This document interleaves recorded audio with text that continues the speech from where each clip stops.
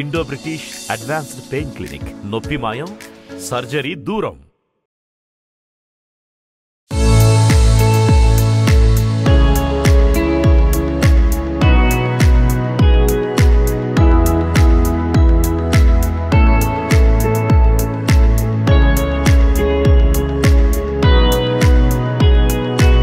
నమస్కారం, welcome to I dream. నేను విజిత.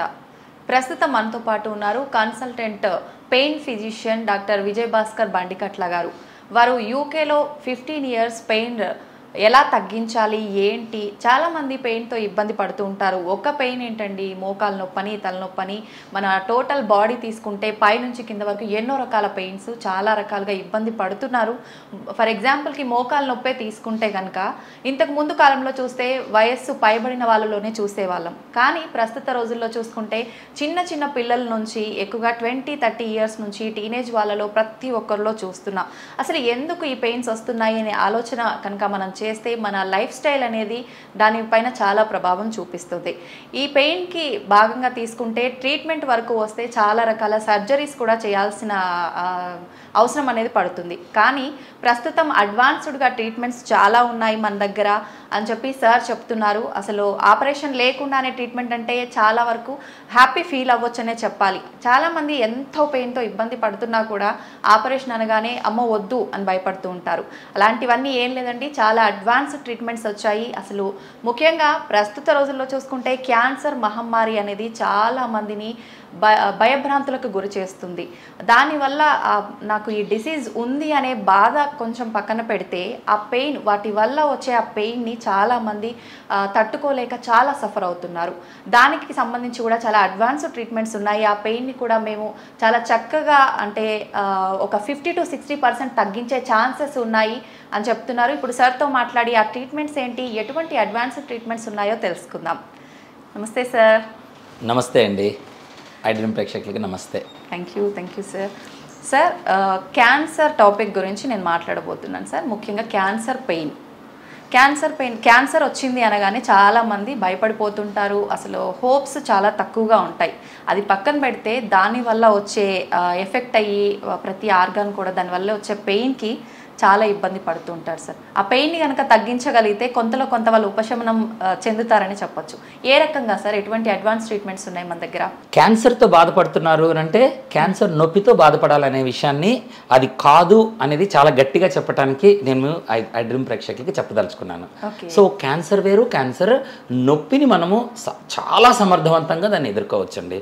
ఎప్పుడైతే మీరు నొప్పి అనే దాన్ని తీసేయగలుగుతారో అట్లీస్ట్ మనం ఒక 70-80% ఇంకా పైన కూడా నొప్పులు తీసేయచ్చు. మనము చాలా రకాల అడ్వాన్స్డ్ ట్రీట్మెంట్స్ ఉన్నాయి ఇప్పుడు. వాటి ద్వారా నొప్పిని మనం తీసేస్తే గనక వారు యాక్చువల్గా క్యాన్సర్ యొక్క ట్రీట్మెంట్ని కూడా కంటిన్యూ చేయడానికి, తద్వారా వాళ్ళ జీవన పరిమాణాన్ని మనం పెంచుకోవటానికి కూడా చాలా చక్కగా ఉపయోగపడతాయి. సో క్యాన్సర్ ట్రీట్మెంట్ అనేది చాలా చాలా ఎంత ఇంపార్టెంట్, దాని పెయిన్ ట్రీట్మెంట్ అనే దానికి అంత వాల్యూ ఇవ్వటం అనేది అందరికీ చాలా అవసరము. First thing. సో ఇందులో ఏంటి అని అంటే క్యాన్సర్ నొప్పిని ఎలా తగ్గిస్తాము, ఆ నొప్పిని తగ్గించడానికి ఇప్పుడు ఉండే అడ్వాన్స్డ్ ట్రీట్మెంట్స్ చాలా రకాలు ఉన్నాయి. ఇప్పుడు మన దగ్గర వచ్చేసేసి మామూలుగా నొప్పి అని అంటే క్యాన్సర్ నొప్పి వచ్చింది అనగానే అమ్మో మార్ఫిన్ వాడాలి లేదా రకరకాల మందులు వాడాలి, వాటి సైడ్ ఎఫెక్ట్స్ ఆల్రెడీ మనం కీమోథెరపీ వాడుతున్నాము, వీటి సైడ్ ఎఫెక్ట్స్ ఎక్కువైపోయినాయి, ఇవి నేను తట్టుకోలేను అనేది అనుకుంటూ ఉంటాం. అవసరం లేదు. యాక్చువల్గా చాలా రకాల ట్రీట్మెంట్స్ ఏవైతే ఉన్నాయో అవి కనుక మనము తీసుకున్నట్లయితే ముందు నొప్పి తగ్గిపోయింది, క్యాన్సర్ ట్రీట్మెంట్ జరుగుతూ ఉంటుంది. దానివల్ల మనం ఏం చేస్తాము, మనం ఆహారం తినటం కానీ లేదా మనము అందరితోటి సంతోషంగా టైం గడపటం కానీ, మనము సోషలైజ్ అంటాం. బయటకి ఏదన్నా ఫంక్షన్కి వెళ్ళాలి, పెళ్ళికి వెళ్ళాలి, నొప్పి ఉంటే వెళ్ళలేము, నడవలేకపోతే వెళ్ళలేము, ఆహారం తినలేకపోతే అక్కడికి ఫంక్షన్కి వెళ్ళి ఏం తినాలి? సో అందరి ముందు ఎందుకు ఇలా కనపడాలి, కాబట్టి వెళ్ళొద్దు అని ఎప్పుడైతే వెనక్కి కూర్చుంటామో మనం సైకలాజికల్గా ఎఫెక్ట్ అయిపోతాం. అది ఎప్పుడు జరగనివ్వకూడదు. అందుకని ఈ ట్రీట్మెంట్స్ యొక్క ఉపయోగం చాలా ఉంటుంది. ఇది మీరు ఎలా చేస్తారు అని అడిగారు. ఎలా చేస్తారు అని అంటే ఇందులో కొన్ని మెడిసిన్స్ ఉన్నాయి, చాలా అడ్వాన్స్డ్ మెడిసిన్స్ ఉంటాయి, అందులో చాలా రకాల మెడిసిన్స్ ఉంటాయి. అంటే మెడిసిన్ త్రూనే తగ్గించే ఛాన్స్ ఉందా సార్? చాలా వరకు తగ్గించవచ్చు. సో ఆ మెడిసిన్స్ ఏమేమి తగ్గిస్తాము అనే దాంట్లో ఇప్పుడు మనకి మామూలుగా తెలిసినవి కొంత ఈ బ్రూఫెన్ వాడుతూ ఉంటాము, లేదా ఎసెక్లోఫెనాక్, ఇవి మనం షాపుల్లో కొన్ని మందులు ఇస్తూ ఉంటారు. ఆర్థోపెడిక్ సర్జన్స్ దగ్గరికి వెళ్తే కీళ్ళ నొప్పులకి ఇచ్చే మందులు క్యాన్సర్ నొప్పులకి ఇస్తూ ఉంటారు. వాటి సైడ్ ఎఫెక్ట్స్ ఉంటాయి కాబట్టి వాటికి భయపడి ట్రీట్మెంట్లు తీసుకోరు చాలామంది కదా. అలా కాకుండా ఇప్పుడు మనకి క్యాన్సర్ అనగానే మార్ఫిన్ అని అంటాము, అరే నార్కోటిక్ డ్రగ్స్ ఇవి వాడితే మనకి అడిక్షన్ అయిపోతాము, అందుకని అవి తీసుకోకుండా ఉంటారు. ఈ అపోహలు చాలా ఉంటాయి. ఇవి సరైన డ్రగ్ని అంటే ఆ మందుని సరైన పరిమాణంలో ఎప్పుడు ఎంతకాలం ఎలా తీసుకోవాలి, దాని సైడ్ ఎఫెక్ట్స్ని ఎలా కంట్రోల్ చేయాలి చూస్తే అదే మందుని చాలా ఎఫెక్టివ్గా మనం వాడుకోవచ్చు. మనం అంటే పేషెంట్ కండిషన్ని బట్టి, వాళ్ళకున్న జబ్బుని బట్టి, వాళ్ళకున్న వేరే ఏమైతే జబ్బులు ఉంటాయి వీటన్నిటిని దృష్టిలో పెట్టుకొని మనము సరైన డ్రగ్ని సరైన మోతాదులో సరైన వ్యవధిలో మనం మందు కనుక ఇస్తే, రైట్ టైంలో ఇస్తే కనుక చాలా ఎఫెక్టివ్గా వాడతాము. ఇలా కాకుండా ఇప్పట్లో మనము చాలా చోట్ల వింటూ ఉంటాం క్యానబిస్ అని. ఈ క్యానబిస్లో ఏవైతే మనకి నొప్పి తగ్గించేవి ఈ రకమైన కెమికల్స్ ఉంటాయో వాటిని తీసుకోవచ్చు. ఇంకా కొన్ని రకాల పార్టీ డ్రగ్స్ ఉంటాయి, కిటమిన్ అంటాము, అలాంటి వాటిలో నుంచి తీసుకోవచ్చు. ఇలా ఎన్నో రకాల మందులు మన చుట్టూ ఉంటాయి. ఆ స్పెషలైజ్డ్ ట్రీట్మెంట్ ఏదైతే ఉంటుందో ఆ మందుల్ని కనుక మనము సరైన కాంబినేషన్స్లో కనుక మనం తీసుకున్నట్లయితే మంచి పెయిన్ రిలీఫ్ వస్తుంది. ఇది చేయటానికే ఇక్కడ ఉంటాము. ఇన్ఫ్యాక్ట్ నేను ఇంకోటి చెప్తాను, స్టిరాయిడ్స్ అంటాము. స్టిరాయిడ్ గురించి చాలా భయపడతా ఉంటాము. ఆ స్టిరాయిడ్ని కూడా చాలా మంచి పెయిన్ కిల్లర్గా వాడతాం మేము. కొన్ని సందర్భాల్లో క్యాన్సర్లో అది బోన్లోకి వెళ్ళిపోయి అది చాలా పెయిన్ని కాజ్ చేస్తూ ఉంటుంది, లోపల చాలా నొప్పిస్తూ ఉంటుంది క్యాన్సర్ పెరగటం వల్ల. దాని సైజుని తగ్గించడం కోసం స్టిరాయిడ్ వాడుతూ ఉంటాము. సో ఇట్లా రకరకాల ట్రీట్మెంట్స్. ఇందులో సరే మందుల్ని పక్కన పెడుతున్నాం, మందులు పక్కన పెడితే వేరే ట్రీట్మెంట్స్ ఉన్నాయి.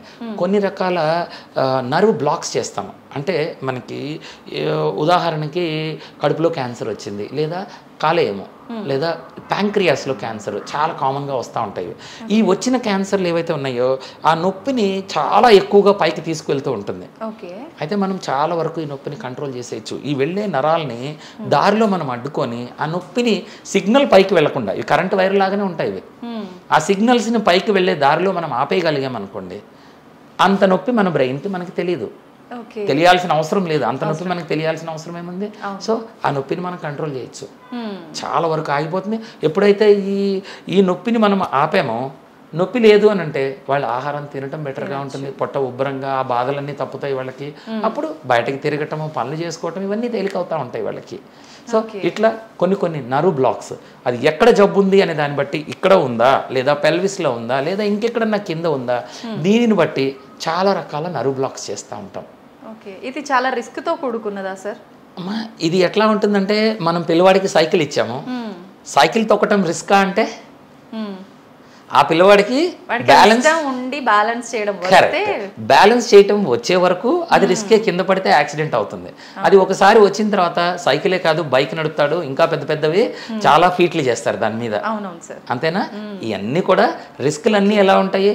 ఒక రైట్ డాక్టర్ రైట్ ట్రీట్మెంట్ని, రైట్ ఎక్స్పీరియన్స్, రైట్ ఎక్విప్మెంట్ తోటి చాలా పర్ఫెక్ట్గా చేస్తే ఇవన్నీ రిస్కులు తక్కువ ఉంటాయి. అది మిస్ అయింది అనుకోండి, ఇప్పుడు ఇచ్చే ప్రతి అది నీడిల్ మనం చాలా కాంప్లికేటెడ్ ప్లేస్లోకి నీడిల్ పంపిస్తున్నాము కదా, అక్కడ చాలా కాంప్లికేటెడ్ మెడిసిన్స్ పేషెంట్కి ఇచ్చేస్తున్నాం లోపల, అవునా? వీటన్నిటి వల్ల చాలా ప్రాబ్లమ్స్ వస్తాయి, ఏది మీరు సరిగ్గా చేయకపోతే. ఆ రిస్క్ని తగ్గించుకుంటూ వీలైనంత వరకు తగ్గించుకొని దాని పాజిటివ్ రెస్పాన్స్ ఏదైతే ఉందో దాన్ని చాలా వరకు పెంచడం కోసమే మా ట్రైనింగ్ అంతా కూడా మేము వాడే ట్రీట్మెంట్స్ అన్నీ కూడా, ఈ అడ్వాన్సెస్ అన్నీ కూడా దాని గురించే వాడతాము. ఓకే, అయితే సార్ అంటే కరెక్ట్గా మనం ఏ రకంగా అయితే ప్రాసెస్ చేయాలో ప్రొసీజర్ అంతా కరెక్ట్గా చేయకపోతేనే వస్తుంది, లేదంటే లేదు అన్నారు కదా సార్. కాంప్లికేషన్స్ ఏమొస్తాయి సార్ జనరల్గా? ఈ కాంప్లికేషన్స్ అంటే వాడే ప్రతి మందు, చేసే ప్రతి నీడిల్, వీటన్నిటికీ కూడా ప్రాబ్లమ్స్ ఉంటాయి. ఇప్పుడు ఒక కత్తి పట్టుకొని సర్జరీ చేసాము, ఎన్ని కాంప్లికేషన్స్ ఉంటాయి? ఇన్ఫెక్షన్ రావచ్చు, నరాల డ్యామేజ్ అవ్వచ్చు, ఇవన్నీ కాంప్లికేషన్స్ ఉంటాయి కదా. అలాగే మీరు కీమోథెరపీ ఇస్తున్నారు, ఇవ్వగానే జుట్టంతా రాలిపోతుంది, నోరంతా మండిపోతుంది, వాళ్ళకి డయేరియాస్ వస్తాయి, రకరకాల ప్రాబ్లమ్స్, బ్లడ్ కౌంట్స్ పడిపోతాయి, ఇవన్నీ అవుతాయి. ఆల్మోస్ట్ వాళ్ళకి ప్రాణాపాయ స్థితి దాకా వెళ్తాము. కానీ ఆ ఉన్న క్యాన్సర్ ఏదైతే ఉందో దాన్ని తగ్గించటం, ష్రింక్ చేయటం కోసం ఈ మందు అవసరం. సో మనం ఒక రిస్క్ని యాక్సెప్ట్ చేసి ట్రీట్మెంట్ తీసుకుంటున్నాం. మెజారిటీ 99% ఈ ప్రాబ్లమ్స్ రానివ్వకుండా చేసేస్తాం కదా. అవును సార్. ఇవి కూడా అలాగే. కాంప్లికేషన్స్ ఏముంటాయి? ఆ నరాన్ని మనము ఏదైతే నొప్పి తీసుకొని వెళ్ళే నరం ఉందో దాన్ని బ్లాక్ చేస్తున్నాం. అది బ్లాక్ మనం చేయడానికి అక్కడికి వెళ్తున్నామంటే నరాల దగ్గర బ్లడ్ వెసల్స్ ఉంటాయి, రక్తనాళాలు ఉంటాయి, ఒట్టి నరాలే కాదు ఇంకా చాలా చాలా ఉంటాయి. బ్లీడ్ అవ్వచ్చు, ఏదైనా జరుగుతాయి, ఎప్పుడైనా ఇన్ఫెక్షన్ రావచ్చు. ఇవన్నీ రానివ్వకుండా క్లీన్గా చేస్తూ సరైన టైంలో పేషెంట్కి సరైన పద్ధతిలో మనం ట్రీట్మెంట్ చేస్తే ఇవి ఆల్మోస్ట్ చూడము. ఎప్పుడన్నా వచ్చే అవకాశం ఉంటుంది. పేషెంట్కి అన్ని ముందు ఎక్స్ప్లెయిన్ చేసి చెప్తాము. ఏదన్నా వస్తే ఆ కాంప్లికేషన్స్ అన్నిటినీ మనం ఎదుర్కొనే ఆ కెపాసిటీస్ ఏవైతే ఉంటాయో అది ట్రైనింగ్ అనమాట. ప్రాపర్గా ట్రైన్ అయిన డాక్టర్ ఆ ప్రాబ్లమ్స్ అన్నింటినీ అధిగమిస్తూ ఉంటాము. ఇవి చేస్తూ ఉంటాం. ఇంకా ఎటువంటి ట్రీట్మెంట్స్ ఉన్నాయి సార్ అడ్వాన్స్డ్గా? అంటే అడ్వాన్స్డ్గా ఇప్పుడు నేను ఏవైతే చెప్పానో ఈ వెళ్ళే నరాలని బ్లాక్ చేయటము అనేది ఒక ట్రీట్మెంట్స్ ఉన్నాయి. అందులో మనము కొన్ని కెమికల్స్ వాడతాము. ఇప్పుడు మనం తాగే ఆల్కహాల్ ఏదైతే ఉంటుందో, మనము సారా తాగుతారు కదా, ఆ సారాయి వజ్రాన్ని వజ్రంతోనే కొయ్యాలన్నట్లు ఆ సారాలో ఉండే ఆల్కహాల్ ఏదైతే ఉందో దానివల్ల నరాలు చచ్చిపోతాయి. గుర్తుపెట్టుకోండి అందరూ. ఓకే. సో మనం ఏదైతే తాగుతుంటామో లోపలికి వెళ్ళిన తర్వాత ఇది అబ్జర్వ్ అయిన తర్వాత ఇది నరాలని చంపేస్తుంది. సో మేమేం చేస్తున్నామో దాన్ని సపరేట్గా తీసుకొని ఏదైతే నరం నొప్పి కాజ్ చేస్తుందో చాలా చిన్న మోతాదులో ఆ నరం మీద దాన్ని వేస్తాము. ఆ నరం పనిచేయటం ఆగిపోతుంది. కొంతకాలం వరకు ఆగిపోతాయి, పని చేయటం ఆగిపోతాయి. తర్వాత ఎలా ఉంటాయంటే మనము ఇంట్లో ఫినాయిల్ వాడుతూ ఉంటాము. దానిలో ఫినాల్ అనేది ఒకటి కాంపౌండ్ ఉంటుంది. దాన్ని మందు కింద తీసుకుంటాం. చాలా కరోజివ్ అనమాట. ఏదైనా వేస్తే కాలిపోతాయి ఫినాయిల్ పడితే. మనం వాడేది కొంచెం డైల్యూట్ వాడతాం, తెల్లగా అవుతుంది. బట్ రియల్ ఫినాల్ అనేది వేస్తే కాలిపోతాయి. అలాంటి ఫినాల్ తీసుకుంటాము. దాన్ని ఎక్కడైతే మనం నరం నొప్పి కాజ్ చేస్తుందో దాని మీద వేస్తాం. అలాగే కొన్నిసార్లు హీట్ వాడతాము, అబ్లేషన్స్ అంటాము. రేడియో ఫ్రీక్వెన్సీ అబ్లేషన్ అని అంటాము. ఈ రేడియో ఫ్రీక్వెన్సీ అంటే ఏంటంటే మనం సెల్ ఫోన్ సిగ్నల్స్, అమ్మ వాళ్ళు చెప్తా ఉంటారు ఆ సెల్ ఫోన్ వాడకరా అన్ని క్యాన్సర్లు వచ్చేస్తాయి. క్యాన్సర్లు రావటం తర్వాత నుంచి దానిలో ఎనర్జీ ఉంటుంది, చాలా ఎక్కువ శక్తి ఉంటుంది.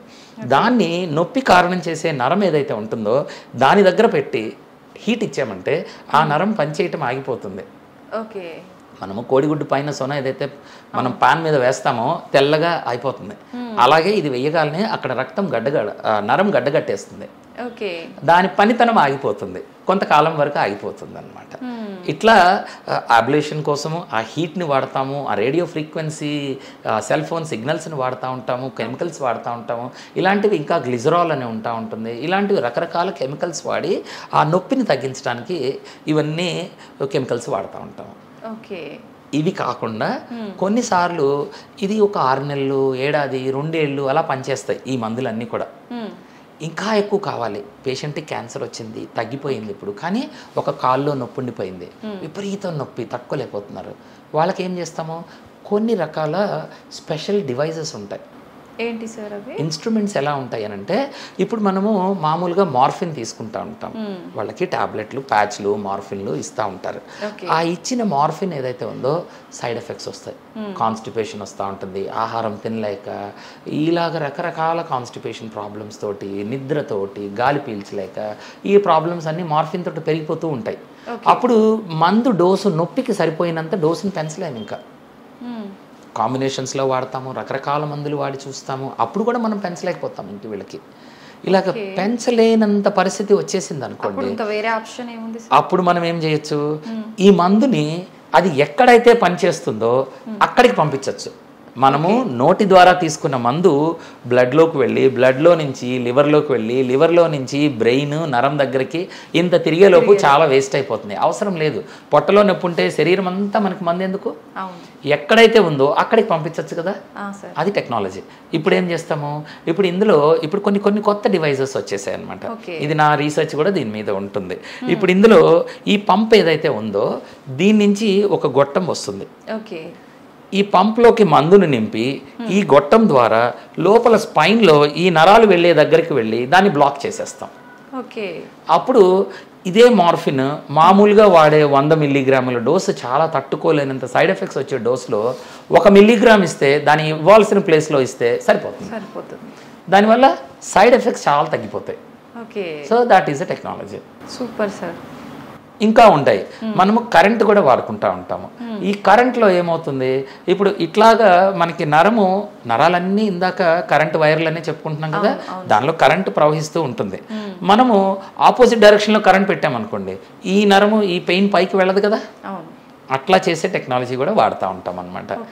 అది ఎట్లా వాడతాము, ఇప్పుడు కొంతమంది పేషెంట్స్కి క్యాన్సర్ కీమోథెరపీ చేసేస్తారు, తర్వాత కాళ్ళు చేతులు ఇవన్నీ విపరీతమైన మంటలు వచ్చేస్తాయి, లేదా మామూలుగా కూడా బ్యాక్కి ఆపరేషన్స్ చేసేస్తారు. ఈ ఆపరేషన్ చేసిన తర్వాత ఫెయిల్ అవుతాయి సర్జరీలు, స్పైన్ సర్జరీలు చాలా ఫెయిల్ అవుతూ ఉంటాయి కదా. ఇది ఫెయిల్ అయినప్పుడు నరాల నొప్పులు, కాళ్ళల్లోకి తిమ్మిర్లు మంటలు వచ్చేస్తాయి, ఫెయిల్డ్ బ్యాక్ సర్జరీస్ అంటారు వీటిని. ఇలాంటి వాళ్ళకి ఏం చేస్తాము, ఇందులో ఇలాంటి ఒక డివైస్ వాడుతూ ఉంటాము. ఈ డివైస్లో ఏమవుతుంది, మనకి ఇప్పుడు దీని నుంచి వచ్చే కరెంట్ వైర్ ఉంటుంది, ఈ వైర్ని మనము స్పైన్ లోపలికి అమరుస్తాం. దీని ద్వారా మనం కరెంట్ ఇస్తే గనక మనము నిదానంగా కొద్దిగా తల మీద మనం మసాజ్ చేస్తే నొప్పి ఎలా అయితే తగ్గుతుందో, బాగా నొప్పి ఉన్నప్పుడు అమృతాంజన్ జండు బామ్ లాంటివి రాస్తూ ఉంటాము, అప్పుడు నొప్పి ఎలా తగ్గుతుందో అంటే నరాలు చుమిచుములాడినప్పుడు నొప్పి తగ్గుతుంది, అది మనందరికి తెలుసు. దాన్ని మనము టెక్నాలజీ రూపంలో వాడుతున్నాము. రైట్. ఇప్పుడు దీనిలో నుంచి వచ్చే సిగ్నల్ ఏదైతే ఉందో ఆ సిగ్నల్ చిన్న చిన్న కరెంట్ పల్స్లు పంపిస్తూ ఉంటుంది మీకు. ఈ పల్స్ సిగ్నల్ ఎప్పుడైతే మనకి పంపిస్తూ ఉందో ఇది కింద నుంచి వెళ్ళే నొప్పి సిగ్నల్తో ఫైట్ చేస్తుంది, రానివ్వకుండా చేస్తుంది. సో ఇలాంటివి చేస్తూ ఉంటాము. ఇది చేయాలంటే ఏం చేయాలి, మనము గుండెకి పేస్ మేకర్ ఏదైతే చూస్తాం కదా, అందరికీ మనం పేస్ మేకర్లు చాలా మందికి చూస్తున్నాం ఇవాళ రేపట్లో, ఇక్కడ అమరుస్తూ ఉంటారు. అలాంటిది మనం పొట్ట దగ్గర ఇంకో వెనకాలో అమరుస్తాం అనమాట. దీన్ని అప్రోప్రియేట్ ప్లేస్ని బట్టి పెడతాము. దీని నుంచి వచ్చే వైర్ని ఏ పార్ట్ అయితే నొప్పిస్తూ ఉందో ఆ పార్ట్ దగ్గరికి ఈ వైర్ని అమర్చేస్తాము. బయట చేతిలో ఒక రిమోట్ ఉంటుంది, పెంచాలంటే పెంచుకోవచ్చు, ఆపేయాలంటే ఆపచ్చు. ఇవన్నీ పెట్టుకొని మనం పెయిన్ కంట్రోల్కి పనికొస్తాయి. అలా కాళ్ళల్లో ఉండే నొప్పి పెంచుకోవాలి. ఎస్, అది మన చేతిలో కంట్రోల్ ఉంటుంది. మనకి ఒక రోజు నొప్పి లేదు, లేదా నాకు ఇప్పుడు ప్రస్తుతానికి నేను పర్వాలేదు, తట్టుకోగలిగే నొప్పి ఉంది, నిద్రపోవాలి, స్విచ్ ఆఫ్ చేసి పడుకోవచ్చు కావాలంటే. నిద్ర లేచే పని చేస్తే నొప్పి వస్తూ ఉంది, అప్పుడు స్విచ్ ఆన్ చేసుకుంటే మన చేతిలో మన ఇవాళ రేపట్లో మొబైల్ ఫోన్లో యాప్ వచ్చేస్తుంది, యాప్ డౌన్లోడ్ చేసుకొని దానిలో మనం ఆపరేట్ చేసుకోవచ్చు దీన్ని. అలాగే ఈ మందును కూడా అలాగే మనము మన ఓన్ మొబైల్ ఫోన్ యాప్లో నుంచి మందు వెళ్ళాలి అని అంటే మందు పెట్టుకోవచ్చు, మందు అక్కర్లేదు నాకు ఇప్పుడు నొప్పి లేదు ఆపేసేయచ్చు. ఈ డివైజెస్ 4 ఏళ్ళు 8 ఏళ్ళు దాకా మనం వాడకాన్ని బట్టి పనిచేస్తాయి లోపల. సో మళ్ళీ పనిచేస్తూ అంటే దాని పనితనం ఆగిపోయింది, బ్యాటరీ ఇందులో బ్యాటరీ ఉంటుంది. ఈ రెండిట్లో బ్యాటరీని బయట నుంచి ఛార్జ్ చేసుకుంటే చాలా సంవత్సరాలు పనిచేస్తాయి. ఒకవేళ బ్యాటరీ పనిచేయటం అయిపోయింది అనుకోండి, అది తీసి కొత్తది పెట్టుకుంటాం. ఇంకో బ్యాటరీ బయట చిన్న స్కిన్ కిందే ఉంటుంది, మన చర్మం కింద ఒక చిన్న కట్ ఇచ్చి దాని కింద అమరుస్తాం. దీన్ని తీసి ట్యూబ్ అలాగే ఉంటుంది, అది తీసి కొత్త బ్యాటరీ పెట్టుకుంటే మళ్ళీ కొత్తది పనిచేస్తుంది. అది అంటే అట్లా లోపల ఉండటం వల్ల కాంప్లికేషన్స్ వచ్చే ఛాన్స్ ఏమి ఉండదా సార్? కాంప్లికేషన్స్ అనేవి ఇప్పుడు మోకాల్ రిప్లేస్మెంట్ చేస్తున్నారు, హిప్ రిప్లేస్మెంట్ చేస్తున్నారు, అక్కడ కూడా ఒక మెటల్ ఆబ్జెక్ట్ లోపల పెడుతున్నాం కదా, ఇప్పుడు అక్కడ ఎంత ఇన్ఫెక్షన్ రిస్క్లు ఉంటాయి. చిన్న సర్జరీ ఇందులో కూడా చిన్నది స్కిన్ కిందే, మోకాలు అంత పెద్ద సర్జరీ ఉండదు, ఇక్కడ చేసి కిందది లోపల పెడతాము. ఇన్ఫెక్షన్ రిస్క్ ఉంటుందంటే కొద్దిగా ఉంటుంది, ఎప్పుడు కూడా ఏ రిస్క్ లేకుండా ఉండదు, బట్ వీలైనంత వరకు దాన్ని మేనేజ్ చేసుకుంటూ ఉంటాం అన్నమాట. అంటే దాన్ని కూడా ఎక్కువ ఫర్దర్గా ఎక్కువ ప్రాబ్లం రాకుండా ట్రీట్ చేస్తారా సార్? ఏమన్నా మైల్డ్గా ఉండేటట్టు? మైల్డ్గా ఉంటాయి, ఎప్పుడన్నా వస్తే కనుక దాన్ని ట్రీట్ చేయాలి. దానికి అన్నిటికీ ట్రీట్మెంట్స్ ఉంటాయి. ఇందులో మందు అయిపోతూ ఉంటుంది, ఇప్పుడు ఇందులో మందు నింపుతాం. ఇక్కడ మనం హోల్ చూస్తున్నాం కదా, దీనిలో నుంచి మందు లోపలికి ఇంజెక్ట్ చేస్తాము. కానీ ఇది బాడీ లోపల పెట్టిన తర్వాత దీన్ని చూసి లోపల దాన్ని స్కాన్ చేసి అక్కడ లోపల ఎక్కడైతే ఆ హోల్ ఉందో ఆ హోల్ లోపలికి సూది పెట్టి మళ్ళీ మందుని ఇంజెక్ట్ చేసి మిషన్ని మళ్ళీ రీప్రోగ్రామింగ్ చేసి మీ రిమోట్ మీకు చేతికిస్తే మీరు మళ్ళీ వాడేదాకా ఒక 3 నెలల పాటు మందు లోపల వెళ్తూ ఉంటుంది. మళ్ళీ ఎప్పుడైపోతే అప్పుడు రీఫిల్ చేస్తూ ఉంటాం. అది 3 నెలలు కానీ 6 నెలలు కానీ రీఫిల్ చేస్తూ ఉంటాం. ఇంజెక్షన్ త్రూనే. ఓకే, నేను అనుకున్నాను ఇంకా మళ్ళీ తీయటం ఫిల్ చేయటం అట్లా ఏమన్నా ఉంటుంది. ఫిల్ చేయాల్సిన అవసరం లేదు. అంటే ఇప్పుడు ఇవి కాస్త ఎక్స్పెన్సివ్ ప్రొసీజర్స్ ఉంటాయి. Very advanced treatments, expensive procedures. ఈ క్యాన్సర్ ఉన్న వాళ్ళకి వీళ్ళు కనీసం 3, 6 నెలలు, ఏడాది పైన బ్రతుకుతారు ఇక అని అనుకుంటే ఇంతంత పెద్దవి పెడతామన్నమాట. మామూలుగా ఇప్పుడున్న పేషెంట్స్కి ఇవి మనము క్లినిక్లో సొంతగా తయారు చేసిన ప్రొసీజర్స్ అనమాట.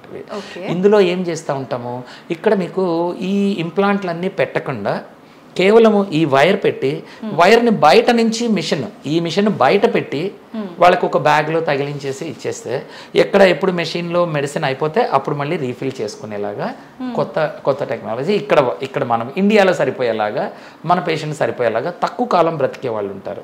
6 నెలల లోపు 3 నెలల లోపు పాలియేటివ్ కేర్ అంటాం వీళ్ళని. ఈ పాలియేటివ్ పెయిన్ మేనేజ్మెంట్కి ఈ కొత్తవి ఇప్పుడు మనం తయారు చేస్తూ ఉంటాము, ఇవి చేస్తూ ఉంటాము. ఇవి చాలా ఎఫెక్టివ్గా పనిచేస్తాయి. ఇవి లోపల స్పైన్కి 2-3 రకాల ప్లేసుల్లో పెడతాము. నడుము దగ్గరికి పెడతాము, మెడ దగ్గరికి పెడతా ఉంటాము.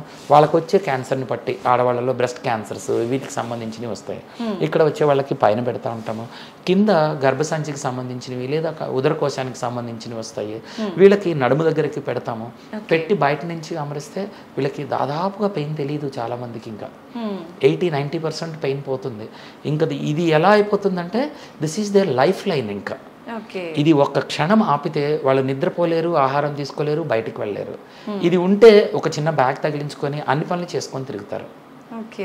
మన దగ్గర పేషెంట్స్ అందరికీ నేను చూపిస్తాను, చాలా మంచి రిజల్ట్స్ వస్తాయి. These are other advances.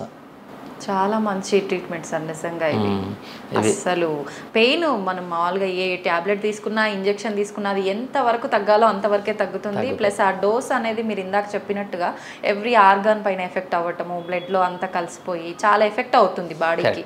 అలా లేకుండా చాలా బాగుంది సార్ నిజంగా.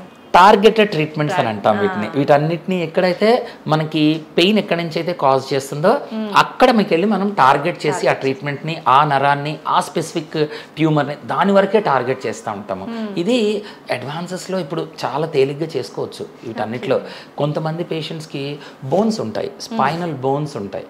ఈ క్యాన్సర్ వల్ల ఆ బోన్ లోపలికి వెళ్ళి క్యాన్సర్ తినేస్తుంది. దాని లోపల తినేసిన తర్వాత మన శరీర బరువుని ఆ బోన్ ఆపలేక అది కంప్రెస్ అయిపోతుంది. ఎప్పుడైతే ఆ బోన్ కొలాప్స్ అయిపోయిందో సడన్గా పేషెంట్ కుంగిపోతారు, నడవలేకపోతారు. ఎప్పుడైతే లోపల విరిగిందో ఇక బెడ్లో నుంచి లేవటం కూడా కష్టం అయిపోతుంది వీళ్ళకి. ఇంకా ఒక్కోసారి కాళ్ళు చేతులు కూడా పనిచేయకుండా పోతూ ఉంటాయి. ఇలాంటి వాళ్ళని కొంచెం ముందుగా వీళ్ళని పట్టుకుంటాము. ఇది క్యాన్సర్ లేకున్నా ఆడవాళ్ళల్లో, పెద్దవాళ్ళల్లో, వయసు పైబడిన వాళ్ళకి బోన్స్ మెత్తబడి క్రష్ అయిపోతూ ఉంటాయి. దీన్ని స్పైనల్ కంప్రెషన్ ఫ్రాక్చర్స్ అని అంటాము. ఈ బోన్ ఏదైతే ఉందో మన వెన్ను పూసలు అంటాం కదా, ఈ పూస ఎప్పుడైతే కంప్రెస్ అయిపోయిందో నొప్పిస్తుంది. దీన్ని ఫర్దర్గా డ్యామేజ్ అవ్వకుండా మందులతోటి ట్రీట్ చేస్తాము. మోర్ ఇంపార్టెంట్, ఈ కంప్రెస్ అయిపోయిన బోన్ లోపలికి సిమెంట్ ఇంజెక్షన్ చేసి ఓపెన్ చేసి దీన్ని బెలూన్తో ఓపెన్ చేసి సిమెంట్ ప్యాక్ చేసిన దానివల్ల బోన్ మళ్ళీ హైట్ రెస్టోర్ అయ్యి కొంతవరకు దానికి పెయిన్ లేకుండా చేస్తుంది. మోర్ ఇంపార్టెంట్, వాళ్ళు పెయిన్ పోయింది అని అంటే వెంటనే ఆ రోజే నడిచి మళ్ళీ బయటికి వెళ్ళేట్లా అయిపోతారు వాళ్ళు, కంప్లీట్గా బెడ్ రిడన్ అయిన వాళ్ళు. సో ఇలాంటివి మనము చాలా రకాల ట్రీట్మెంట్స్ టార్గెట్ చేసి చేయటం వల్ల చాలా మంచి రిజల్ట్. వీళ్ళనే మనము ఆ టార్గెటెడ్ థెరపీ లేకపోతే ఏం చేస్తాము, వాళ్ళకి మందులు ఇచ్చి బెడ్లో కదలకుండా ఆ ఫ్రాక్చర్ హీల్ అయ్యేదాకా పడుకోమంటాం. అవును, పడుకుంటే అది 6 నెలలు పడుతుంది.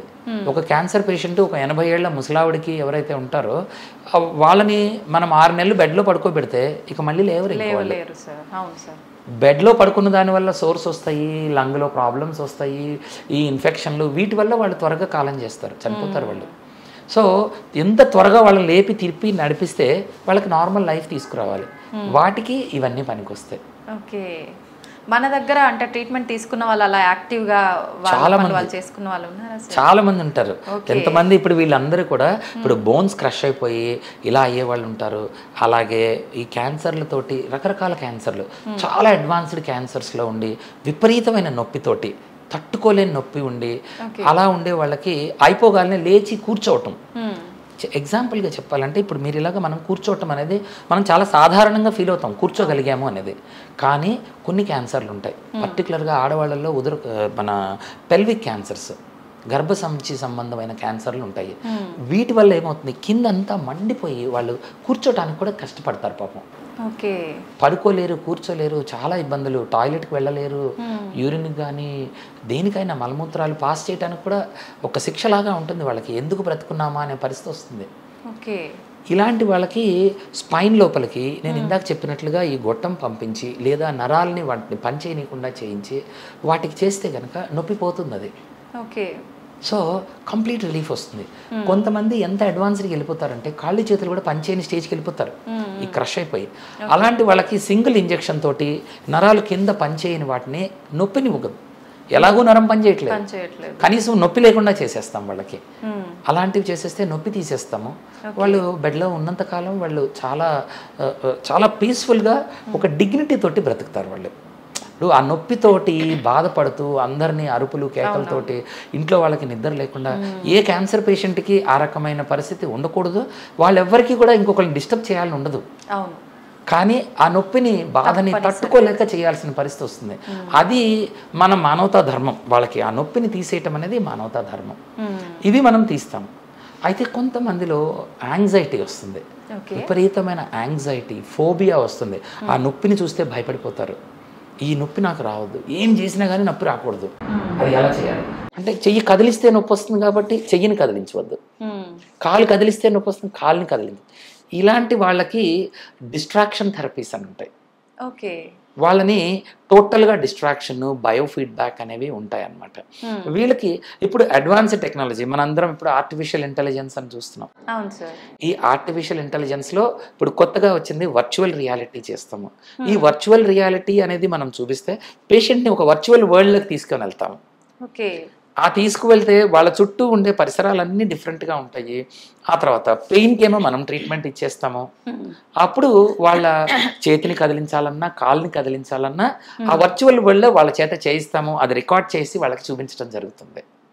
సార్, ఒక డౌట్. ఇప్పుడు మీరు అంటే రియాలిటీకి దూరంగా వాళ్ళని తీసుకెళ్ళి ఆ చెయ్యి మూమెంట్, లెగ్ మూమెంట్ ఏదో ఇచ్చారు సంథింగ్, తర్వాత దాని నుంచి నార్మల్గా వచ్చిన తర్వాత మళ్ళీ అంతే ఫ్రీగా మూమెంట్ ఇవ్వగలుగుతారా? వస్తాయి కదా. ఇప్పుడు మనకి వాళ్ళు ఇక్కడ రెండు రకాలు. ఒకటి ప్రాబ్లం తగ్గలేదు అందుకని చెయ్యి కదిలించలేకపోతున్నారు. అప్పుడు డాక్టర్స్గా మనం చేయాల్సిన పని ఆ ప్రాబ్లం ఏంటో సార్ట్అవుట్ చేయాలి. ప్రాబ్లం మనం సార్ట్అవుట్ చేసేసాము. ఇప్పుడు ఒక ట్రీట్మెంట్ లోపలికి ఇంజెక్షనో లేకపోతే మెడిసినో లేక ఇంకేదన్నా థెరపీనో సర్జరీనో ఏదో చేసి ప్రాబ్లం తీసేసాం. తీసిన తర్వాత కూడా పేషెంట్కి ఆ మెంటల్ బ్లాక్ ఉంటుంది వాళ్ళకి. ఇంకా అయ్యో నేను కదిలిస్తే నాకు నొప్పి వచ్చేస్తుంది, అమ్మ నేను కదిలించను అని కదిలించకుండా ఉంటారు. అలాంటి వాళ్ళని ఆ థాట్ బ్లాక్ని తీయటానికి ఈ కొత్త వర్చువల్ రియాలిటీలోకి చాలా ఉపయోగం. అంటే దిస్ విల్ బి ఫ్యూచర్ అనమాట. ఇందులో మేము చేస్తున్న ఇప్పుడు అమెరికన్ కంపెనీస్ తోటి వీఆర్ ఇన్ రీసెర్చ్ అనమాట. ఇప్పుడు ఈ రీసెర్చ్ లో వీళ్ళకి ఇది అడ్వాన్సెస్ అన్ని చేస్తా ఉన్నాం. ఇప్పుడు యాక్చువల్గా మనమే సజెస్ట్ చేస్తా ఉన్నాం ఎలా చేయాలి. ఈ ఆర్టిఫిషియల్ ఇంటెలిజెన్స్ తోటి మన బాడీ మొత్తాన్ని మనము చిన్న చిన్న జాయింట్స్ కింద డివైడ్ చేసుకోవచ్చు మనం. ఈ డివైడ్ చేసినప్పుడు ఎక్కడెక్కడైతే మనకి జాయింట్స్ ఉంటాయో ఆ జాయింట్స్ యొక్క మూమెంట్ ఎంత ఉంది. ఇప్పుడు మన చెయ్యి ఇంత కదులుతా ఉంది, మనకి ఇంత కదులుతుంది, ఇంకొకరికి ఇంకా కదులుతుంది, బాగా జిమ్నాస్టిక్స్ చేసే వాళ్ళకి పూర్తిగా కదులుతుంది. ఎంతవరకు నార్మల్, ఏది అబ్నార్మల్. కొంతమందికి నొప్పి ఉన్న వాళ్ళు కొద్దిగా కూడా కదిలించలేకపోతారు. సో ఈ రెండుకి మధ్యలో ఉన్న డిఫరెన్స్ని నేను బ్లైండ్గా చెప్పటం వేరు. ఒక మెషిన్ మనకి డైరెక్ట్గా మనల్ని అసెస్ చేసేసి కాంప్లెక్స్ అసెస్మెంట్ ఉంటుంది. ఆ అసెస్మెంట్ మనము లేజర్స్ ద్వారా, వీటన్నిటి ఈ డెప్త్ కెమెరాస్ ఉంటాయి, వీటన్నిటి ద్వారా మనం దాన్ని అసెస్ చేసి ఒక ప్రింట్అవుట్లో ఇస్తే వాళ్ళని వర్చువల్ రియాలిటీలోకి తీసుకెళ్ళిన తర్వాత వాళ్ళు ఎంత మూవ్ అయ్యారు అనేది వాళ్ళకి వీడియో రికార్డింగ్లోను నంబర్స్లోను వాళ్ళకి చూపించి, మీరు ఇంతవరకు మూవ్ అయ్యారమ్మా, మీరు భయపడాల్సిన పని లేదు, మీరు మూవ్ అయినప్పుడు మీకు ఏమీ జరగలేదు, భయపడద్దు అనేది మనము రీఇన్ఫోర్స్ చేస్తాం. కొద్దిసార్లు చేసినప్పుడు, ఇది 5 సార్లు 6 సార్లు అలా చేసినప్పుడు వాళ్ళకి కూడా ఒక ధైర్యం వచ్చేస్తుంది. ఓకే, నేను కదిలేయగలను, నేను వీడియో చూస్తున్నాము, ఆ వీడియో చూసుకున్న తర్వాత ఆ నంబర్స్ చూసుకున్న తర్వాత అది మొత్తం వాళ్ళు మామూలుగా చేసేటప్పుడు వాళ్ళకి తెలిసిపోతుంది. ఫైన్. ఇంకొకటి ఏంటి, మనం ఎక్సర్సైజ్ కూడా చేయించేస్తాం వాళ్ళ చేత, మొబిలిటీ. సో ఇవన్నీ కూడా కలిపి ఒక చోటకి తీసుకొచ్చినప్పుడు మాక్సిమం రిలీఫ్ అనేది మనం తేవచ్చు.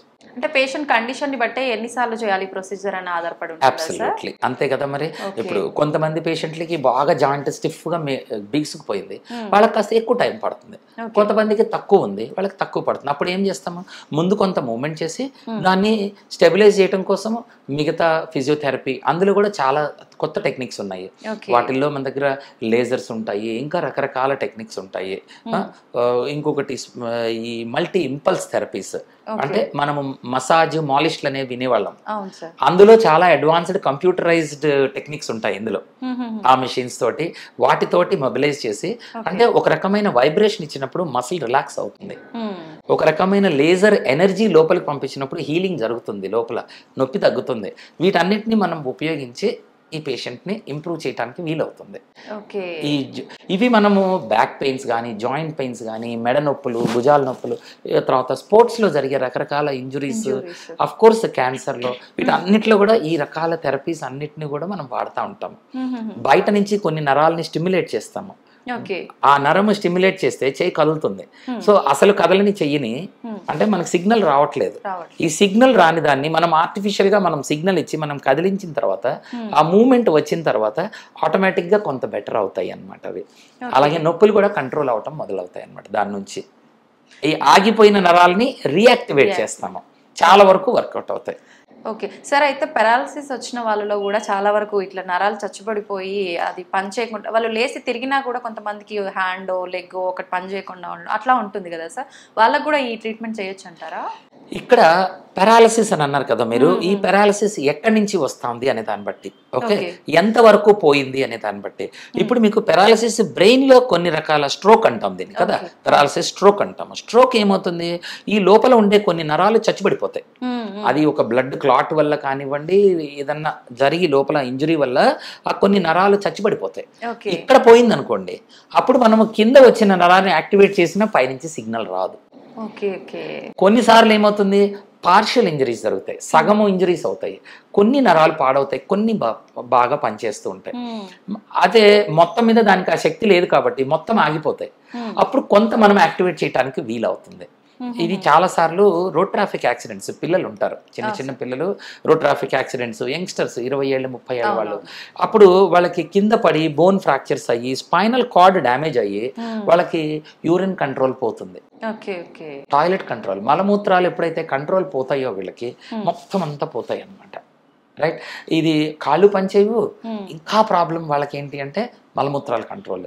అంత చిన్న పిల్లలకి ఎంత ఎంబారసింగ్ గా ఉంటుంది వాళ్ళకి, పాపం అందరి ముందు చెప్పుకోలేరు, ఆ నాపీలు డైపర్లు వేసుకొని కూర్చోలేరు, చాలా ఇబ్బంది ఉంటుంది.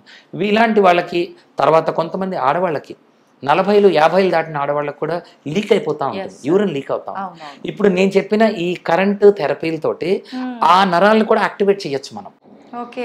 మన స్పైన్ లోపల ఎక్కడి నుంచి అయితే నరాలన్నీ కిందకు వస్తున్నాయో, కింద బ్లాడర్ని అంటే మనము యూరిన్ వెళ్ళే సంచి ఏదైతే ఉంటుందో దానికి వచ్చే నరాలు, తర్వాత మలాలు కంట్రోల్ చేయడానికి ఈ వచ్చే నరాలన్నీ కిందే వస్తాయి. వీటిని మనం ఆర్టిఫిషియల్ గా బయట అక్కడ మనము ఎలక్ట్రోడ్స్ పెట్టి కరెంట్ పంపించి వాటిని యాక్టివేట్ చేయొచ్చు. ఇందాక నేను చెప్పినట్లుగా ఇలాంటి చిన్న చిన్న డివైజెస్ ఉంటాయి కదా, వీటిని మనం అమరిస్తే గనక మన కంట్రోల్లో మనం యూరిన్ ని తెచ్చుకోవచ్చు. యూరిన్ ని కూడా కంట్రోల్లోకి తెచ్చుకోవచ్చు. అది స్విచ్ ఆన్ చేసినప్పుడు అది కంట్రోల్లో ఉంటుంది, స్విచ్ ఆఫ్ చేస్తే యూరిన్ పాస్ అవుతుంది. సో ఇది ఒక ఆడ మనిషికి ఎంత ఇదంట, మనము టాయిలెట్కి వెళ్ళే వరకు ఆపుకోగలిగామా, ఆ ముందే అయిపోతా ఉందా, ఇట్స్ అ కాన్ఫిడెన్స్ ఇష్యూ. ఆ 40 ఏళ్ళు 50 ఏళ్ళ వయసులో ఉండే వాళ్ళకి మనం టాయిలెట్ దాకా రీచ్ అయ్యే మన కంట్రోల్ వచ్చింది అంటే it makes a lot of difference. So ఇదంతా కూడా దీన్ని న్యూరో మాడ్యులేషన్ అంటారు. మనం వాయిస్ మాడ్యులేషన్, గొంతు మార్చి మాట్లాడటం వింటాం. అలాగే ఇందులో ఏమవుతుంది, నరాల పనితనాన్ని మనం మారుస్తున్నాం. ఇక్కడ వైర్లు అలాగే ఉన్నాయి కానీ సరిగ్గా పనిచేయట్లేదు. మనం మనకు కావాల్సినట్లు వాటిని పనిచేసేలాగా మనం దాన్ని ట్వీక్ చేస్తాం, కొద్ది కొద్దిగా మారుస్తాం అన్నమాట. మార్పు చేసి ఉపయోగపడేలాగా చేసుకుంటాము. ఓకే, సిస్టమ్ ఏదైతే కరెక్ట్ చేయాల్సిన ప్రక్రియ చేయట్లేదో దానిపైన మనము ఆర్టిఫిషియల్ గా కూడా ఉన్న వైర్స్ ని మనము రీకనెక్ట్ చేసి వాడుకుంటాం. ఎలక్ట్రిషియన్ వచ్చి మనకి ఇటు వైర్లు అటు మార్చినట్లు మనం మార్చచ్చు. సూపర్ సార్, నిజంగా సార్ ట్రీట్మెంట్స్ అయితే అడ్వాన్స్డ్గా వినటానికి చాలా బాగున్నాయి. అలా అంటే ఎక్స్పీరియన్స్ చేసిన వాళ్ళైతే ఇంకా చాలా హ్యాపీ ఫీల్ అవుతారు, నిజంగా పెయిన్ తగ్గిపోయింది, నార్మల్గా పని చేసుకోగలుగుతున్నాను అని చెప్పి. అయితే అందరూ ఆలోచించేది ఏంటి అంటే ఇంత అడ్వాన్స్ ట్రీట్మెంట్కి ఖర్చు కూడా చాలా అవుతుందేమో అని. నిజంగా చాలా ఖర్చుతో కూడుకున్న ట్రీట్మెంట్స్ సార్? చాలా ఖర్చులు ఏమవ్వండి, అబ్సల్యూట్లీ. మీరు ఒక పెద్ద కార్పొరేట్ హాస్పిటల్లోకి వెళ్ళే ఖర్చుల్లో చాలా తక్కువ ఖర్చులు అవుతాయి ఇక్కడ. ఇందులో అంతవరకు అయితే నేను చెప్పగలుగుతాను. అంటే మీకు చేసే ట్రీట్మెంట్ని బట్టి ప్రైసెస్ వేరీ అవుతాయి, బట్ రెస్ట్ అష్యూర్డ్ ఇక్కడ జరిగే ట్రీట్మెంట్ మీకు ఇండియాలో ఇంకెక్కడ దొరకదు, అంతవరకు అయితే చెప్పగలుగుతాను. వేరే కంట్రీస్లో ఇన్ని ఒక చోట ఉన్న ఏకైక క్లినిక్గా చెప్పగలుగుతాను. సో అబ్సల్యూట్లీ మనకి ఈ ట్రీట్మెంట్స్ ఇప్పుడు నేను చెప్పే వర్చువల్ రియాలిటీ యూఎస్ మొత్తం మీద ఒక 2-3 క్లినిక్లో ఉండొచ్చు. ఇప్పుడు నేను చెప్పే ఈ లేజర్స్ కానీ పల్స్ స్టార్స్ ఏవైతే మన దగ్గర ఉంటాయో ఇలాంటి డివైసెస్ అన్నీ కూడా స్పెషల్గా మనం ఇక్కడ రీసెర్చ్ చేసి వాటిని డెవలప్ చేసుకొని చేయటం జరిగింది. వాటన్నిటిని అన్నీ కూడా ఉన్న వాటన్నిటిని మనం ఎక్కడ వీటిని ఎంత బాగా వాడాలి అనే దానికి తీసుకొని వచ్చామన్నమాట. సో యూజువల్గా రిజల్ట్స్ ఆర్ వెరీ గుడ్. జనరల్గా చాలా మంచి రిజల్ట్స్ వస్తాయి. ఎంతమందికి మనం హెల్ప్ చేయగలిగితే వాళ్ళకి మాకంత హ్యాపీనెస్ ఫీల్ అవుతాం. పెయిన్ ని తగ్గించడం కన్నా ఇంకా పెద్ద పని ఇంకోటి ఉండదేమో సార్. నిజంగా మెడిసిన్ చేసిందే ఆ నొప్పి తగ్గించడానికి. హాస్పిటల్కి వచ్చే ప్రతి పేషెంట్ దాదాపుగా 70-80% మంది పేషెంట్స్ హాస్పిటల్కి వచ్చే దాంట్లో ప్రధాన కారణం నొప్పి. అది మీకు గుండె నొప్పి కావచ్చు, కాలు నొప్పి కావచ్చు, ఇంకొకటి కావచ్చు. మనం చేసుకునే ప్రతి మందు, ప్రతి ఇన్వెస్టిగేషన్, స్కాన్లు అన్నీ కూడా నొప్పి తగ్గించుకోవటం కోసమే. యాక్చువల్గా చెప్పాలంటే మానవాళి డెవలప్ అయిందే ఈ కంఫర్ట్స్ అన్నీ కూడా ఆ నొప్పిని తగ్గించడం కోసమే కదా.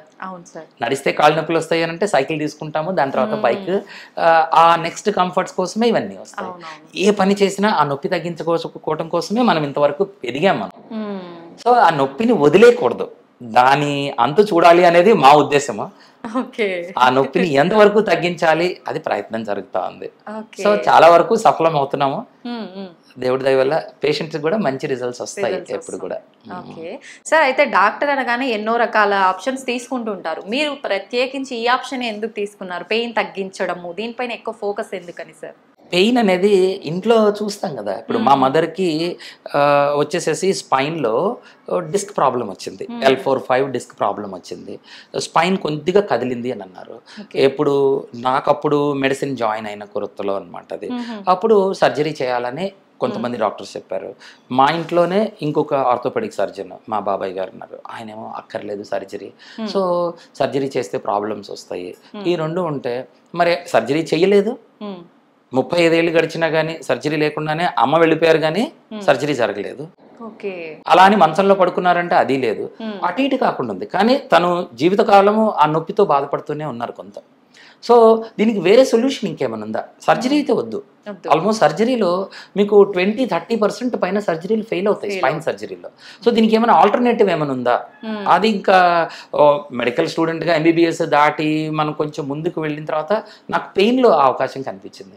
ఇంకా దానిలో రీసెర్చ్ చేసుకుంటూ ముందుకు వెళ్ళాము. ఇంకా ఆ చేసుకొని ఇప్పుడు అన్ని చోట్ల చేసిన దాంట్లో ఇప్పుడు కేంబ్రిడ్జ్లో చేసాము, లండన్లో చేసాము, ఇవన్నీ వాటిలో రీసెర్చ్ చేసి పబ్లికేషన్స్ చేసి ఇవన్నీ చేసిన తర్వాత కొంత అవగాహన వచ్చింది. రకరకాల చాలా సీనియర్లతో మాట్లాడిన తర్వాత చదివిన తర్వాత చాలా రకాల ట్రీట్మెంట్స్ అవైలబుల్ ఉన్నాయి, మన చుట్టూనే ఉన్నాయి అన్ని. అవి మనం ఉపయోగపెట్టట్లేదు వాటిని. ఆ ఉపయోగపెట్టాల్సిన వాటన్నిటిని ఒక చోటకి తీసుకొచ్చాము. తీసుకొచ్చి వాటిని అన్నిటిని ఒక చోట పెట్టిన తర్వాత చాలా మంచి రిజల్ట్స్ రావటం మొదలయ్యాయి.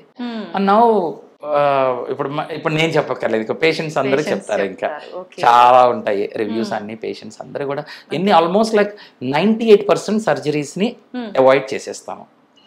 క్లియర్ గా చెప్పాలంటే బ్యాక్ పెయిన్ ఉండే వాళ్ళలో 98% మందికి నడుము నొప్పి వచ్చిన వాళ్ళకి సర్జరీ అవసరం లేదు. 2% మందికి మాత్రము. అంటే ఇప్పుడు కాళ్ళు చచ్చుబడిపోయి కొన్నిసార్లు మలమూత్రాల కంట్రోల్ పోయి అలాంటి జరిగినప్పుడు స్పైన్ స్కాన్ లో వెతికితే గనక మీకు పెద్ద డిస్క్ కానీ ఇంకేదన్నా ప్రాబ్లం వచ్చి కానీ నరాలు కంప్రెస్ అయిపోతూ ఉంటాయి. అలాంటి పరిస్థితిలో మాత్రం సర్జరీ అవసరం అవుతుంది. మిగతా కొద్ది మందిలో ఇక ఏవి పని చేయలేదు అన్నప్పుడు కొద్ది మందిలో సర్జరీ చేయాలి. అయితే ఇప్పుడు ఏమైందంటే ఈ అడ్వాన్స్డ్ ట్రీట్మెంట్స్ ఏవైతే దొరకట్లేదో పేషెంట్లకి, ఒక మందు వాడుతున్నాము, ఒక ఫిజియోథెరపీ చేయించాము, కుదరలేదు, డైరెక్ట్గా సర్జరీకి వెళ్ళిపోదాము. అవసరం లేదు. ఈ 100 మందిలో 2కి మాత్రమే సర్జరీ, మిగతా అందరికీ సర్జరీ లేకుండా మేనేజ్ చేయొచ్చు. చాలా సంతోషపడాల్సిన విషయం సార్ ఇది, సర్జరీ లేకుండా. కరెక్ట్. సో ఇందులో చాలా అడ్వాన్స్డ్ ట్రీట్మెంట్స్ ఉన్నాయి, మధ్యలో అవన్నీ చేస్తాము. అందులో మిగతావి ఏవైతే ఉన్నాయో ఆ సర్జరీ కాకుండా ఈ నాన్ సర్జికల్ ట్రీట్మెంట్ ఏదైతే ఉందో అవన్నీ చేస్తాము. అవన్నీ కుదరలేదు ఆబ్వియస్గా పేషెంట్కి మేమే సజెస్ట్ చేస్తాం, ఇంక తప్పదండి మీరు వెళ్ళాల్సిన అవసరం పడుతుంది. లేదు అసలు ముందుగానే పేషెంట్కి వీక్నెస్ వచ్చేసింది, you take surgery as the first option, అప్పుడు చెప్తాం. సాధారణంగా అయితే అవసరం ఉండదు. ఎందుకంటే సర్జరీ ఫెయిల్యూర్ కూడా దాన్ని తట్టుకోవటం చాలా కష్టం. సర్జరీ ఫెయిల్ అయిందంటే సో లాస్ట్ రిసార్ట్ గా పెట్టుకోవాలి. ఎప్పుడు కూడా సర్జరీ లాస్ట్ రిసార్ట్ గా పెట్టుకోవాలి. ఒక్కసారి ఫెయిల్ అయితే మళ్ళీ సర్జరీ చేయాల్సిన ఆప్షన్ ఉంటుందా సార్? చేయొచ్చా? చేస్తూ ఉంటారు. అయితే ఏంటంటే మనము దాన్ని ఫెయిల్డ్ బ్యాక్ సర్జరీ అని అంటాం, పాత పదము. ఇప్పుడు పర్సిస్టెంట్ పెయిన్ ఆఫ్టర్ సర్జరీ అని ఉంటాం అనమాట. రకరకాల పేర్లు. కానీ ఉద్దేశం ఏంటంటే సర్జరీ చేసిన తర్వాత కూడా పేషెంట్కి అనుకున్న రిజల్ట్ రాకపోయినా, ఉన్న నొప్పి పెరిగిపోయినా వీళ్ళు ఇంకా బాధపడుతూ ఉంటారు.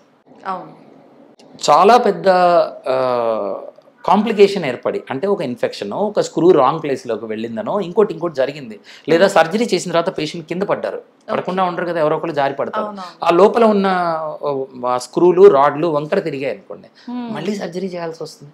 లేదా చాలాసార్లు ఏమవుతాయి, ఆ స్పైన్లో ఉన్న డిస్క్లు కానీ అవేమన్నా ట్రీట్మెంట్ చేసిన తర్వాత మళ్ళీ కూడా లీక్ అవుతాయి, ఫర్దర్గా ప్రోగ్రెస్ అవుతుంది, మళ్ళీ తప్పనిసరిగా పరిస్థితి సర్జరీ చేయాల్సి వస్తుంది. ఈ సర్జరీని రిపీట్ చేస్తే మొదటి సర్జరీకి మీకు ఒక 70% రిజల్ట్ వస్తే, రెండో సర్జరీకి సక్సెస్ రేటు 50% పడిపోతుంది. మూడో సర్జరీ చేసేటప్పటికి 10 మందిలో 3 బెనిఫిట్ అవుతుంది, 7 ఫెయిల్ అవుతాయి. ఇదంతా మనకి రీసెర్చ్లో ఉంటుంది. సో రిపీటెడ్ సర్జరీ చేస్తూ ఉంటే దీన్ని లా ఆఫ్ డిమినిషింగ్ రిటర్న్స్ అంటాం. మనం చేయలేని పనిని మళ్ళీ చేస్తున్నాం అనుకోండి, మనకి రిజల్ట్ చాలా తగ్గిపోతూ ఉంటుంది కదా. సో ఇదే మాదిరిగా మనము రిపీటెడ్గా సర్జరీస్ చేయటం కూడా లోపల ఏమవుతుందంటే స్కార్ టిష్యూ అంటాం, కొయ్యకండ పట్టేస్తూ ఉంటుంది. మనకి ఒక దెబ్బ తగిలింది అంటే చార పడుతుంది, లోపల దాకా వెళ్ళి ఒక నరం దగ్గర మనం ఆపరేషన్ చేసి బయటకు వస్తే అక్కడ కూడా చార పడుతుంది కదా. అది పట్టి గట్టిగా పడిపోయిన తర్వాత, ఇప్పుడు మనకి ఒంటి మీద చార పడిన తర్వాత ఎంత తేలిగ్గా తీసేయగలం? తీయలేము. స్కార్ని తీయలేము. పెద్ద స్కార్ని చిన్న స్కార్ చేయొచ్చు, లేదా చిన్న స్కార్ని కదిలిస్తే పెద్దది అయిపోవచ్చు, రెండు జరగచ్చు. సో ముదిరిపోయే ఛాన్సెస్ కూడా ఎక్కువ ఉంటాయి. కాబట్టి తప్పనిసరి పరిస్థితుల్లోనే సర్జరీకి వెళ్ళాలి. So always you can take a second opinion. ఇది వెళ్ళొచ్చా లేదా అని అడగచ్చు. So we will always tell అన్బయాస్డ్గా, మీకు లేదండి మీకు సర్జరీ కోసం వెయిట్ చేయొచ్చు అనేది మీకు కొంత ధైర్యం ఇవ్వగలుగుతాము. లేదా వేరే ట్రీట్మెంట్ ఉంది, ఈ ట్రీట్మెంట్ వల్ల మీరు నొప్పులు తగ్గించుకోవచ్చు, చేయొచ్చు. అయితే సార్ మామూలుగా సర్జరీ ఆప్షన్కి వెళ్తున్నాము అని అంటే వాళ్ళ హెల్త్ కండిషన్ ఏ రకంగా ఉంది, బీపీ, షుగర్, మిగతా హెల్త్ ఇష్యూస్ ఏమున్నాయి అన్నీ చూసుకుంటూ ఉంటారు కదా. ఇప్పుడు మనం అడ్వాన్స్డ్ ట్రీట్మెంట్స్ అన్నీ చేస్తున్నాం కదా, వాటికి కూడా ఈ కండిషన్స్ అన్నీ చూసుకోవాల్సి ఉంటుందా సార్? అబ్సల్యూట్లీ అండి. అయితే మీరు చేసే సర్జరీని బట్టి, చాలా పెద్ద సర్జరీ, వెన్నుకి సర్జరీ చేసాము అంటే ఎలా ఉంటుంది, మోకాలకి రిప్లేస్మెంట్ చేసాము అంటే ఎలా ఉంటుంది, అదొక 2-3 గంటల ఆపరేషన్ అవుతుంది. వెన్నుకి సర్జరీ చేయాలంటే మత్తిచ్చి గొంతులో గొట్టం వేసిన తర్వాత మనల్ని బోర్లో పడుకోబెట్టాలి. వెన్నుకి బోర్లో పడుకోబెట్టి వెన్నుకి సర్జరీ చేస్తూ ఉంటాము కదా. మరి అంతసేపు మనం బోర్లో మామూలుగానే పడుకోలేము, నడుము నొప్పి ఉన్న వాళ్ళు అసలు కష్టం ఉంటుంది. మత్తు ఇచ్చిన తర్వాత మత్తు ప్రభావం వల్ల దాని సైడ్ ఎఫెక్ట్స్ చాలా ఉంటాయి. సో ప్రాణాపాయ పరిస్థితులు వస్తూ ఉంటాయి. సో ఇలాంటివి ఉన్న పేషెంట్స్కి మనము అలాంటప్పుడు ఏం చేయాలి, వీలైనంత వరకు వాళ్ళకి ఆ రిస్క్లు అనేవి తగ్గించుకుంటాము కదా. ఆ తగ్గించాలి అని అంటే ఇప్పుడు ఈ వెన్నుకు చేసే ప్రొసీజర్స్ ఏవైతే ఉంటాయో ఇవి ఏవి కూడా మెజారిటీ కొద్దిగా సెడేషన్తో కానీ లేదా లోకల్గా మత్తు ఇచ్చేసేసి అక్కడి నుంచి చేస్తాం కనుక వీళ్ళ మీద రిస్కులు చాలా తక్కువ ఉంటాయి. చాలా తక్కువలు అంటే మేము 90 ఏళ్ళ వాళ్ళకి 80 ఏళ్ళ వాళ్ళకి అంతంత పెద్దవాళ్ళకి కానీ లేదా హార్ట్ అటాక్లు వచ్చి సర్జరీ చేయడం కుదరదు అని చెప్తారు కదా. లేదా స్ట్రోక్లు వచ్చి కిడ్నీలు పాడైపోయి, వాడిన మందులకి కిడ్నీలు పాడైపోయి అల్సర్లు ఫామ్ అయిపోయి, ఇవన్నీ మీకు సర్జరీ చేయటం వల్ల కాదు. చాలా బ్యాడ్ కండిషన్లో ఉన్నారు, 50-60 ఏళ్ల మధ్యలో వాళ్ళు కూడా చాలా మంది ఉంటారు. అలాగే వీళ్ళందరికీ కూడా సర్జరీ కుదరదు అని అంటే మరి నొప్పి ఎలా తగ్గించాలి? ఈ పద్ధతుల్లో చాలా వరకు ట్రై చేస్తాం. అలాంటప్పుడు కొన్నిసార్లు చాలా బ్యాడ్ కేసులు కూడా, సర్జరీకి వెళ్లాల్సినంత కేసులు కూడా వాళ్ళు చేయలేని పరిస్థితిలో ఉన్నప్పుడు ఇవి ట్రై చేస్తూ ఉంటాం. టెక్నిక్స్ ఉన్నప్పుడు బాగా యంగ్ పేషెంట్స్ ఉంటారు, 30-40 ఏళ్ల వాళ్ళు ఉంటారు, వాళ్ళకి జాయింట్స్లో కానీ మసిల్ టేర్స్, స్పోర్ట్స్ ఇంజరీస్ ఇలాంటివి వస్తాయి. సగం టేర్ అయింది, పూర్తిగా టేర్ అయితే సర్జరీ చేస్తాము, కొద్దిగా టేర్ అయింది దాన్ని వీలైనంత వరకు హీల్ చేసుకోవాలి, గాయం మానేలాగా చెయ్యాలి. అది మానకపోతే ఏం చేస్తాము, రీజనరేటివ్ థెరపీస్ అని చేస్తూ ఉంటాము. అంటే స్టెమ్ సెల్స్ అనేవి ఉంటాయి మన శరీరంలోనే, గాయం మానిపోవటానికి కావాల్సిన కెమికల్స్ అన్నీ మన దగ్గర ఉంటాయి చాలా మటుకు. ఆ కెమికల్స్ని మనం సపరేట్ చేసుకుంటాము, వాటిని గ్రోత్ ఫ్యాక్టర్స్ అని అంటాము. వీటిని, ఈ గ్రోత్ ఫ్యాక్టర్స్ అన్ని మనం బ్లడ్లో ఉండే సీరం అంటాం, ప్లాస్మాలో నుంచి సపరేట్ చేస్తాము. అలాగే బ్లడ్లో కొన్ని ప్లేట్లెట్స్ అనే కణాలు ఉంటాయి, వాటిని తీసుకుంటాము. స్టెమ్ సెల్స్ అని అంటాం, మూల కణాలు. మనం పుట్టినప్పుడు చిన్న కణం నుంచి పుట్టాం మనం, ఎంత పెద్ద శరీరమో కొన్ని బిలియన్స్ ట్రిలియన్స్ ఆఫ్ కణాలు మన శరీరంలోకి వచ్చేసాయి. ఈ కణాలని మనం గనక, అవి కొన్ని అప్పుడు చిన్నప్పుడు మనం ఎలా ఉన్నాయో కొన్ని మిగిలిపోయి ఉన్నాయి అలాగా. ఓకే. కొన్ని బ్లడ్లో ఉంటాయి, కొన్ని ఫ్యాట్లో ఉంటాయి. సో వాటిని మనం బయటికి తీసి ఆ కణాలని సపరేట్ చేసి మనం ఎక్కడైతే జాయింట్ అయితే జాయింట్ ఇంజరీస్ చాలా ఎక్కువ మంది భుజాలకు నొప్పులు అవి వస్తాయి. అవును సార్. వాటికి చేస్తే గాయాలు త్వరగా మానేలాగా చేసుకోవచ్చు ఈ స్పోర్ట్స్ ఇంజరీస్ అన్నిటినీ. సో ఇవన్నీ కూడా దాని ద్వారా ఎప్పుడైతే గాయం మానుతుందో నొప్పి తగ్గుతుంది. అప్పుడు వాళ్ళ చేత రీహాబిలిటేషన్ అది చేసి మళ్ళీ వాళ్ళ పూర్వస్థితి, బాగా ఆటగాళ్ళు ఉంటారు, మంచి మంచి ప్రొఫెషనల్ ప్లేయర్స్ ఉంటారు, వాళ్ళని మళ్ళీ ఆ స్టేజ్కి తీసుకెళ్ళడానికి this is the best treatment. Side effects ఏం లేవు. మన శరీరంలో ఒక చోట నుంచి తీసింది ఇంకో చోట ఇచ్చామా చక్కగా తగ్గుతూ ఉంటాయి.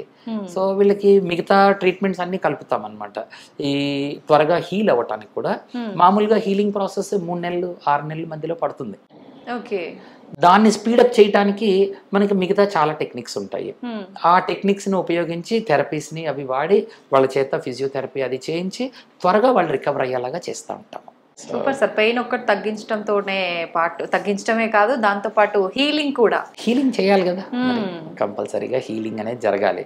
సో అప్పుడే వాళ్ళకి లాంగ్ టర్మ్ రిజల్ట్స్ అనేవి వస్తూ ఉంటాయి. సో వీలైనంత వరకు ఇప్పుడు మోకాళ్ళు, ఇప్పుడు 40 ఏళ్ళ వాళ్ళు ఉంటారు, మోకాళ్ళ అరుగుదల స్టార్ట్ అవుతుంది, పూర్తిగా అరిగిపోలేదు, అలా అని ఆపరేషన్ అంత పరిస్థితి లేదు వాళ్ళకి, వదిలేస్తే త్వరగా అరిగిపోతుంది. అలాంటప్పుడు ఏం చేస్తాము, ఈ రకాల ట్రీట్మెంట్స్ లోపలికి చేసి వాళ్ళకి ఆ హీలింగ్ అనేది జరిగేలాగా చేస్తూ ఉంటాము. అప్పుడు మళ్ళీ గాయం మానింది అని అంటే మళ్ళీ వాళ్ళు లైఫ్ పెరుగుతుంది ఈ జాయింట్కి. మిషన్స్ లాగానే మిషన్ పార్ట్ అరిగిపోతుంది, మనము సర్వీసింగ్ చేయించి లోపల ఆయిల్ వేసి ఇవన్నీ చేస్తే లైఫ్ పెరుగుతుంది.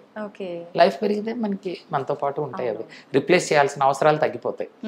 ఏమి చేయకుండా చివరి దాకా వదిలేసేసి ఇప్పుడు అంతవరకు తీసుకెళ్ళనివ్వకూడదు, వీలైనంత వరకు కాపాడుకోవాలి వీటిని. అవి చేసేవన్నీ ట్రీట్మెంట్స్. ఇప్పుడు అందుకనే అందరూ ఏమంటారు, ఇది మీరు ఆపరేషన్ బదులు చేస్తున్నారా అంటే ఆపరేషన్ బదులు చేయట్లా. ఆపరేషన్ రోల్ అవసరమైనప్పుడు ఆపరేషన్కి ఇస్తాము, అక్కడ దాకా వెళ్లకుండా చేసేది కాపాడుకోవాలి జాయింట్. దానికి ఈ ట్రీట్మెంట్స్ ప్రివెంటివ్ ట్రీట్మెంట్స్. విరిగిన తర్వాత దాన్ని అతకాలంటే సర్జరీ అవుతుంది. సో అది లేకుండా మనం చేయాలి. అయితే సార్ చాలా మందిలో ఆడవాళ్ళలో చూసుకుంటే పడుకొని లేవగానే అంటే కాళ్ళు పట్టేసినట్టు పాదం కింద పెట్టగానే పెయిన్ వచ్చేస్తుంటుంది, చాలా ఇబ్బంది పడుతుంటారు. కాసేపు పట్టినే ఒక 10 మినిట్స్ కూర్చున్న తర్వాతే నడుస్తుంటారు. అలాంటి పెయిన్స్ కి కూడా మనకు ట్రీట్మెంట్ ఉందా సార్? చాలా. ఇప్పుడు ఇలాంటి మీరు చెప్పేవన్నీ కూడా ఏం జరుగుతాయి, స్పైన్ లోపల అరుగుదల జరిగిపోతూ ఉంటాయి, జాయింట్స్ లోపల అరుగుదల జరిగిపోతూ ఉంటాయి. ఇది వయసు వల్ల మీకు అరుగుదల అనేది జరుగుతూ ఉంటుంది.